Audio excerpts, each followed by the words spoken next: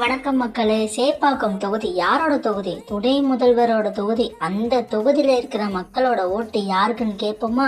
முதலமைச்சரா இருக்கிறதுனால எல்லா தமிழ்நாடு முழுக்குமே பார்க்கணும். அதை பார்க்கல. ஒண்ணு விஜயா ஏடிஎம்கேவா, டிஎம்கேவுக்கு சான்ஸே இல்ல. டிவிகேக்கு தான் அதிகமா இருக்கும். விஜய் தான் கண்டிப்பா வருவார் இந்த தொகுதியுமா? இந்த தொகுதியை பொறுத்தவரைக்கும் விஜய்க்கு. என்ன காரணம்? இல்ல, புதுசா மாத்தி பாப்போம். இவங்க எதுவுமே செஞ்சது கிடையாது. அவங்க அப்பா, அவங்க தாத்தா, அவங்க காலத்தெல்லாம் விடுங்க. இப்ப நம்ம ஜெனரேஷன் எடுத்துங்க. நமக்கு என்ன வேணும்? படிப்பு வேணும், குழந்தைங்க பயம் இல்லாம நடக்கணும், பொம்பளை பசங்களுக்கு பாதுகாப்பு வேணும்.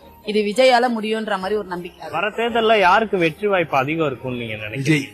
விஜய்க்கு. என்ன காரணம்? நாங்க இவங்களுக்கு ரொம்ப பாத்துட்டோம், ரெண்டு பேருத்தையும். அது புரியல இவங்களுக்கு, அதுக்காக புதுசா அவருக்கு போடல. அதனால விஜய்க்கு தான் போடுவோம் சார். டிஎம்கே போட மாட்டேன். என்ன காரணம்? யாரு? விஜய் தான் வருவார்னு நினைக்கிறேன். ஆட்சியே மாத்தினா நல்லா இருக்கும்.